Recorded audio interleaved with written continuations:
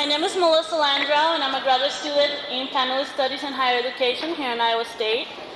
And I've been here several years, and I'm pleased to see you all here. Buenas noches tengan todos, bienvenidos. Welcome to our first annual Kickoff event for Hispanic Heritage Month, our Hispanic reception.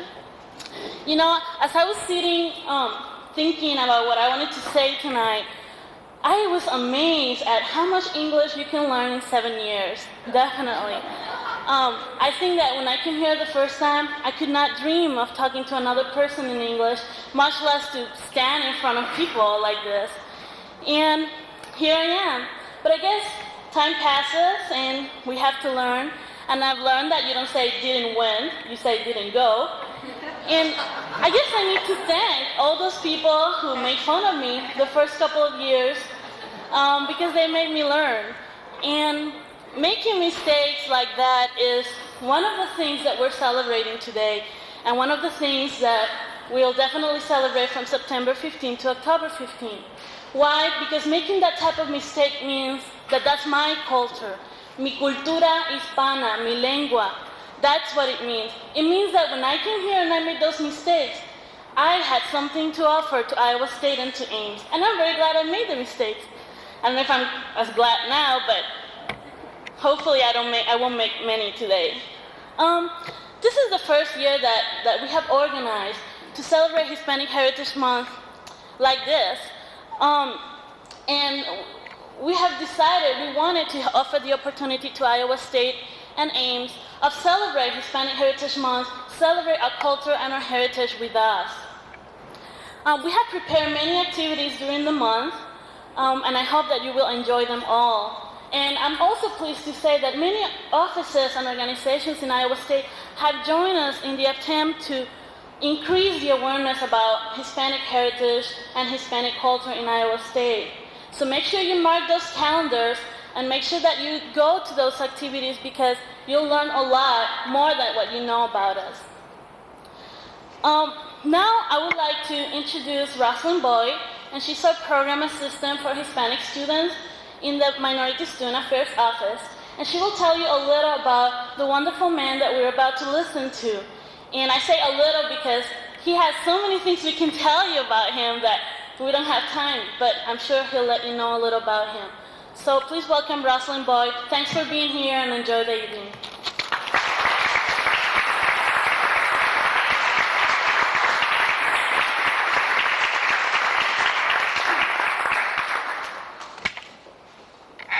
Bienvenidos y buenas tardes. Me da mucho gusto que estén aquí ahora con nosotros. Welcome, good evening. I'm very happy that you're with us tonight.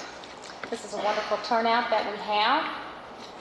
A couple of things here. We are going to have refreshments. They're going to come a little later. We're always afraid people will come and eat and then sneak out. So this is a way to keep you here for a little while. We also was having some microphone difficulty. We want to make sure we had that so everyone could hear our speaker very well. He has a lot of wonderful and important things to say.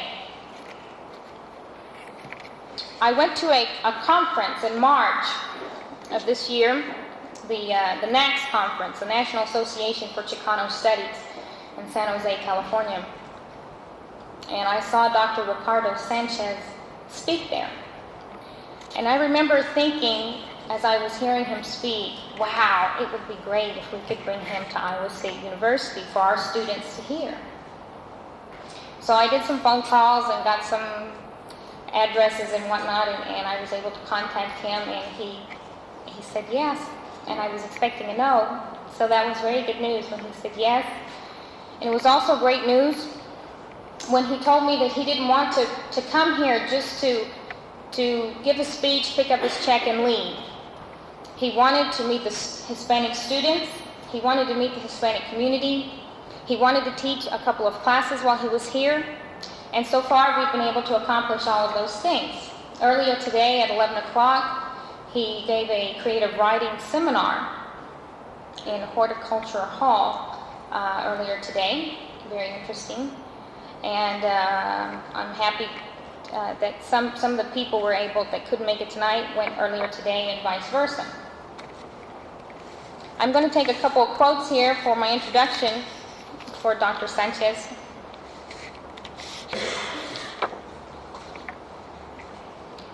Like Melissa said, there are tons and tons of things that I could go on about him, but I'm anxious for you to hear him.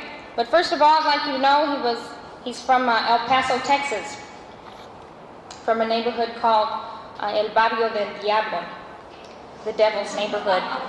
So it's a pretty rough place. He was stifled by an educational system he would later denounce as being overtly racist. Sanchez dropped out of high school. He enlisted in the U.S. Army, and afterward he served sentences in Soledad Prison in California and Ramsey Prison Farm No. 1 in Texas.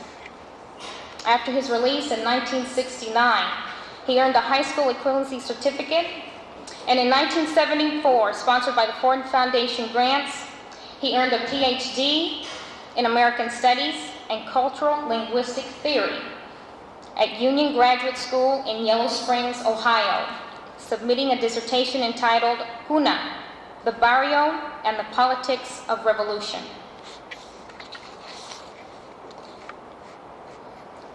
As the foremost representative of Pinto poetry, Sanchez, who first published poems, were written in jail and who spent more than 7 years in various California and Texas institutions, epitomizes the condition of a Chicano caught in a hostile society. Thus, he has probably been able to assess better than anyone else the liberating power of language. A study of his poetry may therefore provide us with some clues, helping us to understand the specific power and function of literary production in the context of the Chicano movement. Come on in. Come on in. Oh, these are our special guests. Come on in.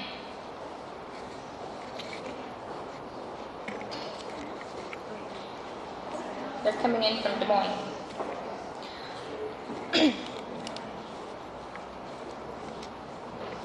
Currently, Dr. Sanchez is the associate professor with a joint appointment at Washington State University in English and the Department of Comparative American Cultures. He's worked as a poet, publishing books, chapters in books, editing books, newsletters, and newspapers. He's the author of 8 books such as Eagle Vision, Feathered Adobes, Manito Sojourns, and Pachuco Ramblings, and American Cantos y Poemas Vistos. He's the founder and editor of Mictlac Publications Incorporated. He was also the only American poet to be invited and honored for the first historic formal meeting and reading by poets from the Latin world, representing the 5 Romantic languages. This was held in Mexico City in 1986. There are many more pages to his vita, but like I said, I'm anxious for you to hear what he has to say. Please welcome, from Washington State University, Dr. Ricardo Sanchez.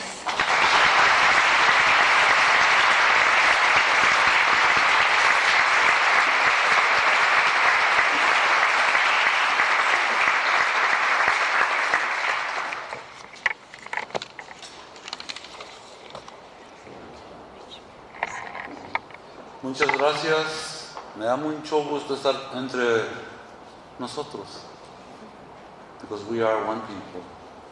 Before I begin, I would like to thank the Committee on Lectures, Pat Miller, Sociology Department, the English Department, the Multicultural Task Force.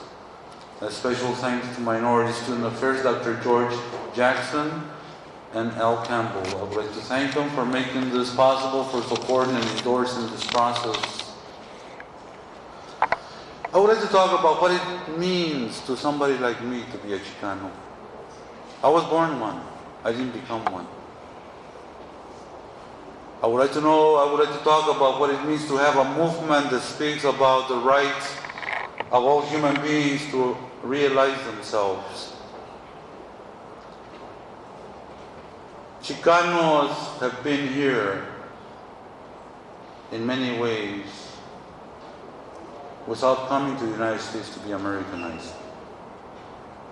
The United States came to us. It's a wonderful book that speaks about Occupied America by Dr. Rudy Acuna out of UC Northridge, Occupied America. The Chicano struggle for liberation. Oftentimes, some of us are made to feel that we are strangers in this, our land. We are not strangers. There are three different kinds of people in what is the United States that share one very common legal standing. Native American people, Chicanos, and Puerto Ricanos, and also Hawaiians have a treaty with the United States. We were invaded by the United States. And sometimes people ask me, well, if you don't like it here, why don't you go back where you come from? And I have to remind them that my grandmother's people were here for thousands of years. Because she was a Tewa woman from San Juan Pueblo, in between Taos and Santa Fe. And I have to remind them that when we talk about Nuevo Mexico, one of my ancestors founded the little town of Cuba. His name was Grolé. He was with La Salle. And I have to remind them that I am the first one in my family born out of New Mexico or Southern Colorado since the 1500s, both sides of my family. Where can I go to? Where can I return? No existe lugar en esta tierra donde yo puedo regresar. Si soy de esta tierra, soy como las montañas de esta tierra. Y somos América.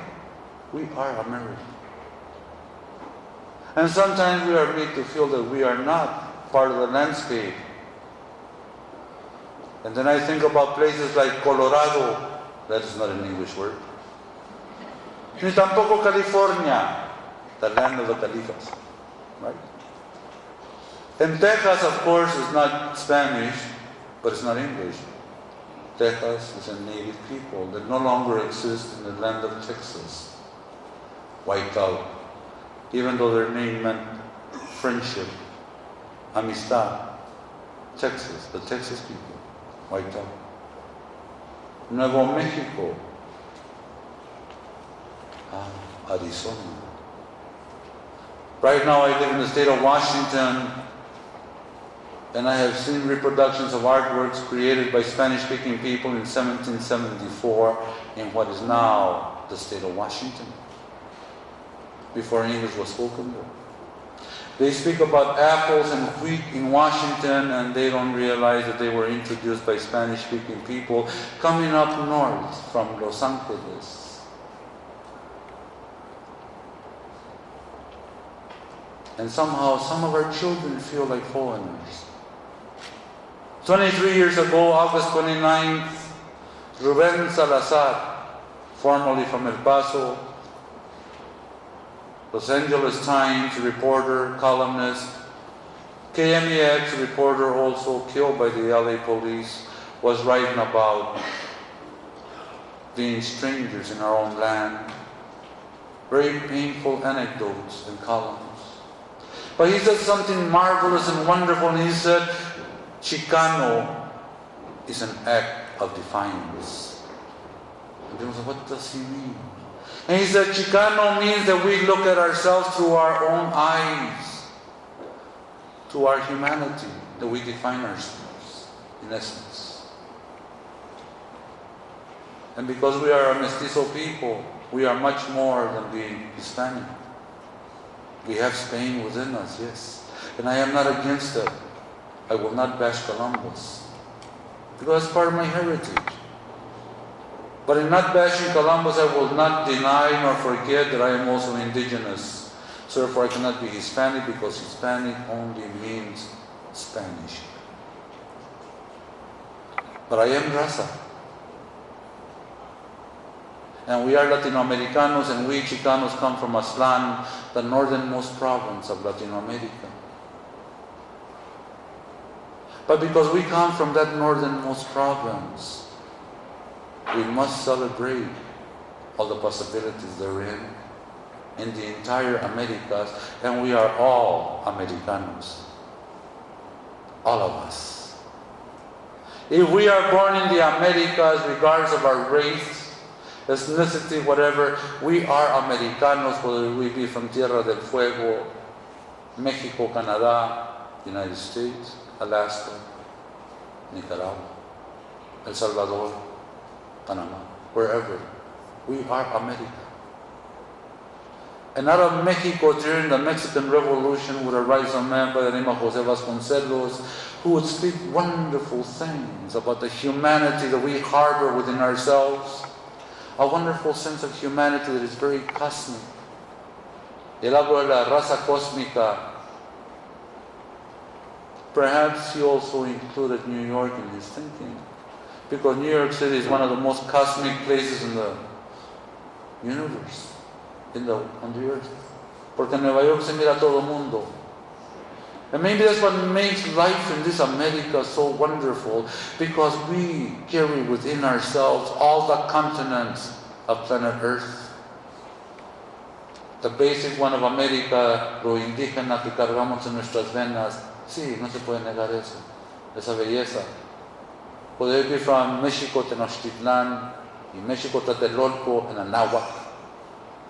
Or whether it be the Navajo, the Pima, the Papago, the Comanche, or whether it be Europe, in all its manifestations from the Mediterranean up into Denmark, wherever, or whether it be Asia, all the different lands of Asia, or whether it be Yoruba, Africa. All those different wonderful sounds of our common mutual humanity do we as Raza entertain within our veins. In the Chicano community, we can see the whole rainbow of humankind in mutual celebration. But not only with Chicanos, because caramba, I see it in Puerto Ricanos, I see it in Dominicanos, I see it in Centroamericanos and Mexicanos, I see the entirety of the human condition within us. And we cannot afford to harbor within our hearts and minds any racist thoughts of purity. Because we are the purest of human beings, we are all humanity. And we should celebrate each aspect of it. I hear talk here about creating a centro. People talking about a Chicano Latino study center. And I say, wow, that is important, it's needed here. Very much needed here, like it's needed everywhere else, because this country is what, the 4th, 5th largest Spanish-speaking country in the world. And if we are that 4th, 5th largest Spanish-speaking country in the world, as some of the statistics talk about, why is it that our faces do not exist in the media of this country that is so media-oriented?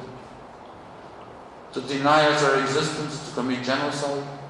Because genocide is not only the killing of the body, it is the erasing of our racial synthesis, memory, our sense of our humanity from us. It is the doing damage to our culture, to our linguistic sense of the universe. That is also genocide, according to the United Nations Charter, Nuremberg Trials, and the Geneva Accords. And we have to look at that. When Hawaiian people speak that by the year 2010, 2015, more or less, there will be no more pure Hawaiians left on the face of this earth. It is painful, very painful. And then when I drive through mi Texas querido y miro que nuestro idioma, nuestra realidad se está borrando del mapa, that is also very painful. And while on the one hand our government speaks about NAFTA, a free trade agreement, of North America, Mexico, Estados Unidos, Canadá. And if we are to talk about trading with one another, why can't we also talk about preserving las culturas to enrich ourselves and each other? Who wants a bland diet of the sameness day after day after day after day? I don't. I like tacos, but not every day. Oh, chale, there's other things I want to taste, un spaghetti la carbonara de vez en cuando cae rete bien. That's right. I want to taste the universe. I will live one life. And if I was to live 1,000 years, it would not be enough For all the diversity I want to understand and appreciate and celebrate. Because that's what poetry is about. And I want to be a poet someday. I yearn for it. I yearn to get to that point where I create that one word that says something to me. In the fullest sense of the word. Because the word is magic. And with that understanding of that magia humanizante, I saw my pueblo stand up. And within 30 years we went from a people that did not have a poesía chicana, a literatura chicana as such, that we had an oral tradition, yes, that was very ancient, but a literary tradition we did not have. I went from searching in bookstores and libraries throughout this country for our vision, for our image, for our reality, and I couldn't find us. I could only find racist diatribes against us. And all of a sudden, I began to find us little by little. I would read a small little poetic fragment by Olivia, somebody from San Diego that I never knew, back in 1969, when she would say, I have heard black is beautiful, but I want brown is beautiful also. For a long time I have been judging me, condemning me, looking at me through gringo eyes. She wanted to look at herself through her own eyes, her own image. Then I heard Lalo Delgado, who's a wonderful poem that said, stupid America. See that Chicano with a knife in his steady hand? He doesn't want to knife you. He wants to sit on a bench and carve Christ figures, but you won't let him. Hear that Chicano shouting curses on your streets. He is a poet, but without pencil and paper, he will explode. Remember that Chicanito flunking math and English? He is the Picasso of your Western states. But he will die with 1,000 masterpieces hanging only from his mind. Stupid America. Ese llanto de nuestro pueblo que hablaba fuertemente de llegar a conocernos, a poder nosotros mismos empezar a escribir nuestra historia, begin to realize itself. I remember walking the streets of El Paso with Lalo Delgado or Neftali de Leon or Silvia Gonzalez, so many others, when there was not a literatura we could call ours. And now, as we travel, we go to Europe, to Chicano literature festivals, to do poetry, whether it be in Bordeaux, or in Italia, in Paris, Amsterdam, or in Mexico City, en el primer encuentro de poetas del mundo latino, donde hicimos poesía, hice poesía yo, el único chicano invitado de Estados Unidos, con poetas compañeros de Argentina, España, Francia, so many wonderful places, and we talked about it. And they would tell me about the years, centuries of poetical development in their nations.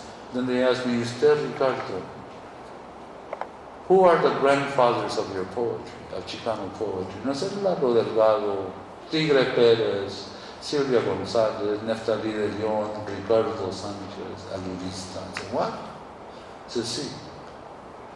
Somos nuestros propios abuelos en el nacimiento, crecimiento y desarrollo de la poesía chicana. And in 30 years, we went from a people trying to break down doors to seeing our works published worldwide. I say that with pride. Just like when I would see a man like Cesar Chavez, I would marvel at him, and I still do, at the legacy he gave us. Because he said one thing, we must struggle out of a very deep commitment to our humanity. We must have a very deep sense of love for each other in order to liberate ourselves. And liberation comes through that kind of struggle. When we begin to affirm el derecho que tenemos, the right we all have, to reflect ourselves with dignity. So when I think about Iowa, it's not a place I just came to for the first time. I went through here a number of times. Back in the 70s, going to Milwaukee so we could create a Canto al Pueblo. In 1977, a festival of Chicano arts and letters that took place in Milwaukee. There was somebody here in this area at one time, Mike Teran, an amigo of mine, who was organizing in Iowa from El Paso. And he would tell me there was a substantial Chicano community in Iowa. If there is a substantial community, and I believe there is, then I also feel strongly that it is imperative, it's very important, that there be a Center for Chicano Latino Studies here. Why? Not just to project our own ideology or sense of the universe, but to help prepare the young people that come through here to deal with the diversity of this land. If this is truly the fourth, fifth largest Spanish-speaking country in the world, as some people say, and if we are truly going to be a huge, huge group of people, and I don't mean minority because I don't believe in words like that minimizes or minimize anyone, just different, culturally different people, then it's important that everybody that comes through here learn to deal with culturally, linguistically different people. So we can truly create a nation where diversity is not a cliche, where it matters.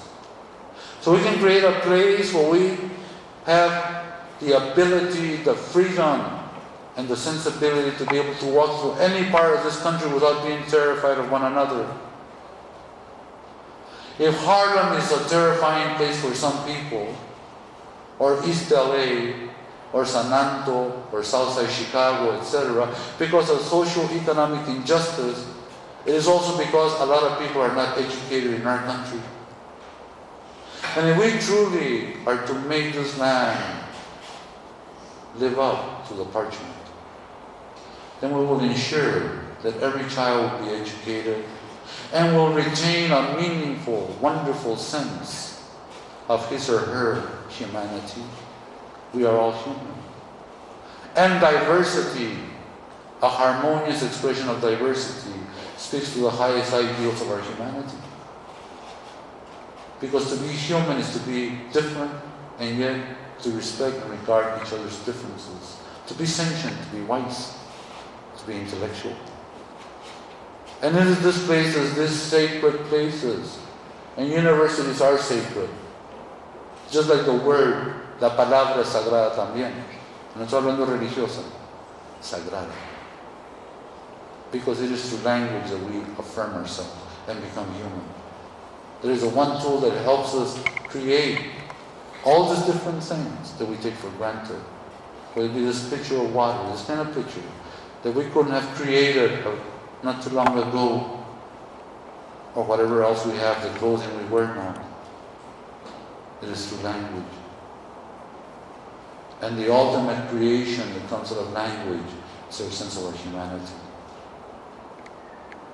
And this place that belongs to all the people, not only of Iowa, but of the United States and of the world.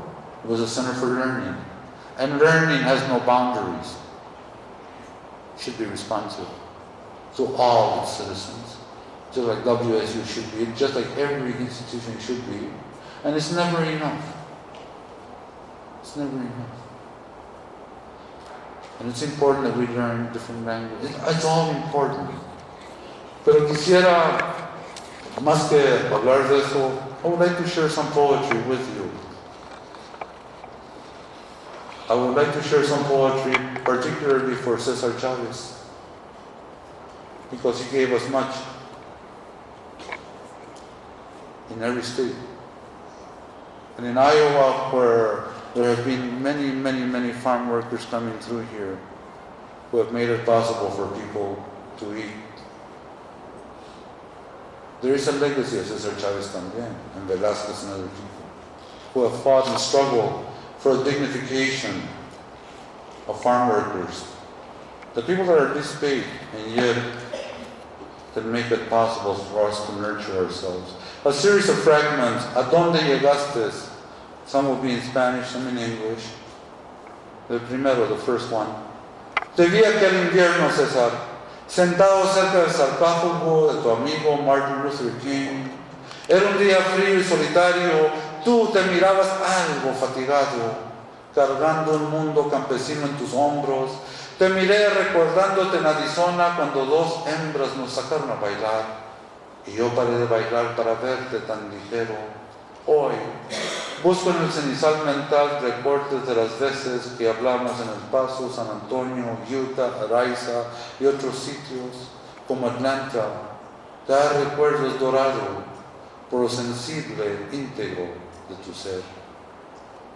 The second one, corridos come into being when great beings soar away.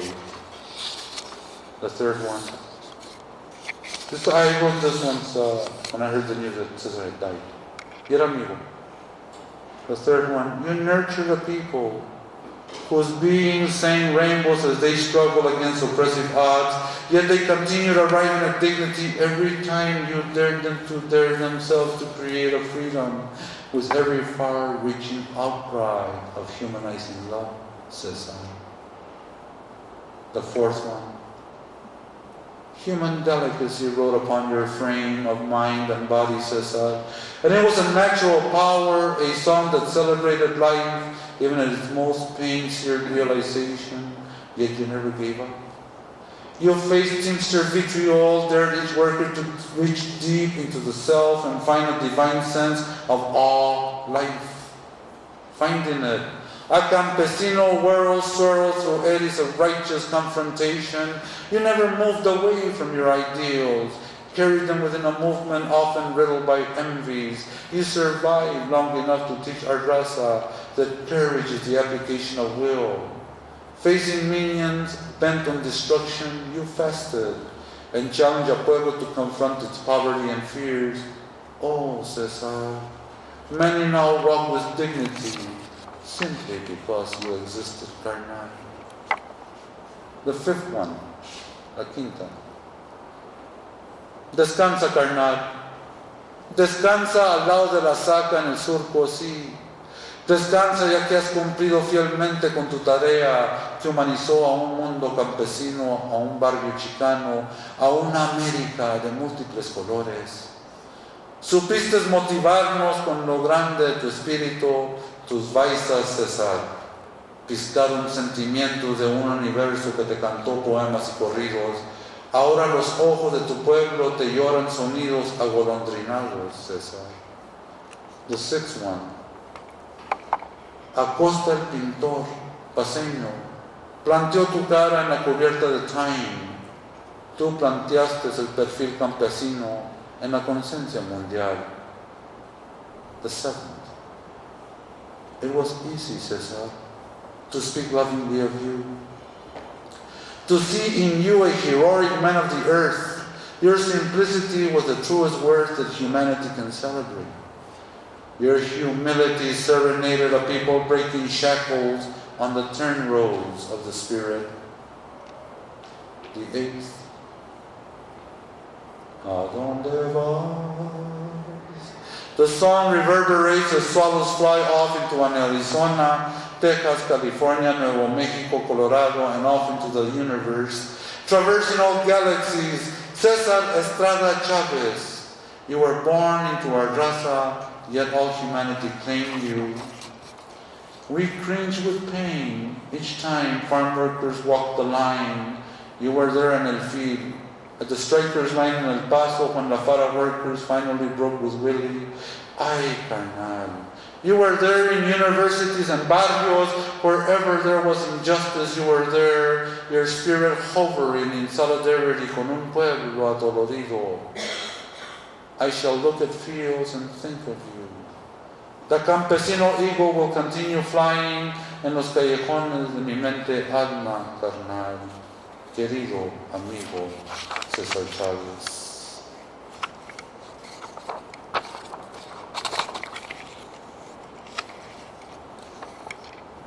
A dirge, Chicano. Canto for Cesar. Two different cantos. This I wrote a few days after. Wanting to go to the funeral, I couldn't go because I had other commitments. But thinking of this man who, in that movement when there were a lot of people who spoke about a lot of things, this was a man who was delivering and doing it. Who died was the same word that he spoke in the movement. A humble man, yes. He wasn't a millionaire. He could have become one. But he was faithful to his ideals. He reminded me of Ricardo Flores Magón. Ricardo Flores Magón was the architect, the visionary of the Mexican Revolution, the first major revolution of the 20th century. Ricardo Flores Magón, who was sent to Leavenworth prison in this country for daring to lead an uprising in Mexico and waging war against a friendly nation, even though he was a Mexicano. Our country put him in jail because he was too dangerous. That's right. And he was going blind, and he wrote to his brother, he says, Enrique, I am going blind. Harry Weinberg, my attorney, came to see me and said I could petition for a pardon from the government and I can walk out of this prison any day I want to. He says, but I have done nothing wrong. I believe that Mexico needs a revolution to free the people. Right on my tombstone, here lies a madman and a fool, but never a traitor to his ideals. 2 weeks later, a prison guard killed him. But he died free because he lived with his word. And perhaps the most important thing we can give our children and ourselves is a legacy of the word. First sentiment to Cesar. Keening sentiments wail. I glide into somber waves of grain in this palouse where our faces barely exist. I see you, carnal, caught within the camera angle, an agile, smiling powerhouse, a brother daring the universe to shelter the humanity of farm fields for hungry bellies and narrow hands, their harvest America's bounteous dreams for some, and hard-filled fears for others. Our people bless the day you came into existence. Cesar, you dare dream a humanization to be realized by a raza at the margins of this our land in hope and our prison in reality. Despair was never yours. You always found a God to undergird you in the legions of farm workers sowing goods unreapable by us. The second one. We knew you, Colonel Cesar. Within Texas turn rows in Arizona cotton fields, along valleys in California and outposts in the Midwest. Knew you in the plenitude of Chicano movement outcries, in the felicity of culture, dancing, poeticizing the moment. Felt the potent songs wafting from you as you spoke of courage being a loving statement shared to stave off the murderous hands of hunger, ignorance, and fear. Cesar Estrada Chavez, you combated severity and pain, left the embossment of your indomitable spirit across the states of our humanity. We feel the laws, yet also celebrate the magic woven by your humble voice, which said with passion that we shall find our meaning in the measure of our will to struggle to create a humanizing world all about us, that no child need hunger, that justice might become the song of human realization. You taught a pueblo to demand their rights, to strive within simplicity. Dust lingers in the air, falls dutifully to ground. We sealed the box, inter you in the earthen sod you plowed and sowed so lovingly. Our eyes do water, our voices quaver, our spirits sing you flowers. Carnal, tú fuiste poema en todo campo. Cesar was very important to us, and it's very important, his legacy, because he spoke about our development as a pueblo, as a people. And in that farm worker union that he dealt with, Cesar Chavez no nomás habló del mundo chicano. He spoke of all the worlds of humanity. And that is a world we have to speak of. But he never denied his Chicanismo. And that was important. We ourselves must not deny that either. We must make it real for us. We must make it do for us create for us, open for us, a greater view into our mutual humanity. Para terminar, tengo un poema aquí que le escribí a mi abuelo. I wrote this to my grandfather in 1972. I was remembering that old man from northern New Mexico, who used to tell me a lot of things as I was a child, who taught me the magic of surviving in the mountains of Nuevo Mexico en el norte, yo de niño, que me llevaba al campo, que me enseñó lo que eran chicos con los frijoles, y lo que es un buen chiquito verde en el campo, y lo que es poder cazar y comer de lo que uno caza. De la misma vez, más que todo, de lo responsable que debemos ser todos con nuestras vidas. Old man, with brown skin, talking of past when being shepherd in Utah, Nevada, Colorado, and New Mexico was life lived freely. Old man, grandfather, wise with time, running rivulets on face, deep rich pharaohs, each one a legacy, deep rich memories of life. You are Indio, among other things he would tell me during nights spent so long ago amidst familial gatherings in Albuquerque. Old man, loved and respected. He would speak sometimes of Indian pueblos, San Juan, Santa Clara, and even Santo Domingo, and his family, he would say, came from there. Some of our blood was here, he would say, before the coming of Coronado. Other of our blood came with los Españoles, and the mixture was rich, though often painful. Old man, who knew earth by its awesome aromas, and who felt the heated sweetness of Chile Verde by his supple touch. Gone into dust is your body, with a stoic look and resolution, but your reality, old man, lives on in a mind soul touched by you, old man, abuelo querido. Y en el espíritu de Quetzalcóatl y en mi México, fuera de México, canto mi pueblo, tal como siento mi pueblo. No lo canto para ofender, solo canto mi deber, mi grito rompe cadenas. Mis cantos acarician las nenas nacidas en nuestras arenas. Mis llantos brotaron aquí, vitales cuando nací. Mi cuna es mi nopalera, mis lágrimas son mis montañas. Ay pueblo chicano mío, hechizas tu canto en mí, sonriente y lleno de vida. Ay pueblo, te canto a ti. Y el pueblo somos todos nosotros, en esta América que es nuestra. Y Estados Unidos tiene que reconocer eso.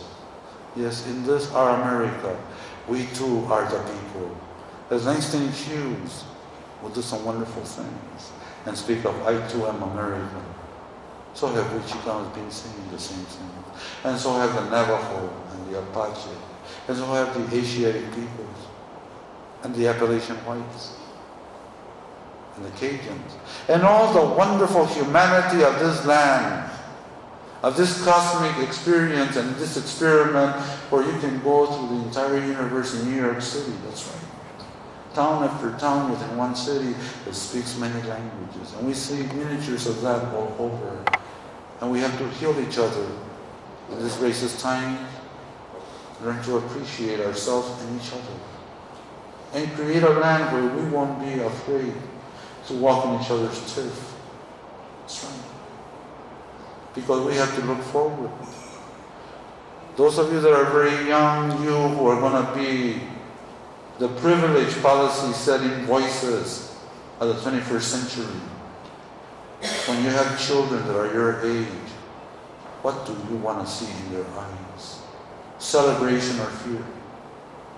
So, what do you want to see? I want to see my grandchildren grow up to be mighty, majestic people, unafraid to travel the universe. I need your help. We need each other.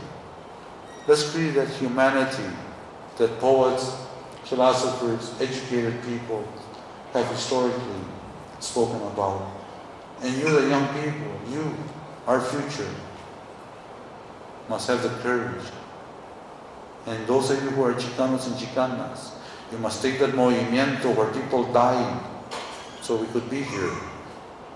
We must take what that movement created and affirm it.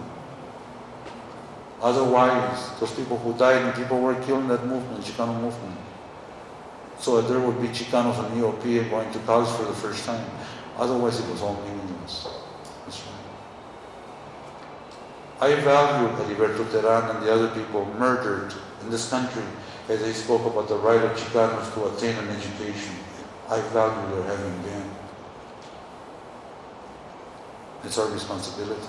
Each one of us in our different groups must value those who have created this moment. We must value our elders for giving us this moment. Our activists, Malcolm X, Heriberto Terán, all those people, all that humanity. Gracias. If you have any questions or comments, I would entertain. Otherwise, yes. Where did the word Chicano come from? Where the word Chicano come from? Viene de la palabra mexicano.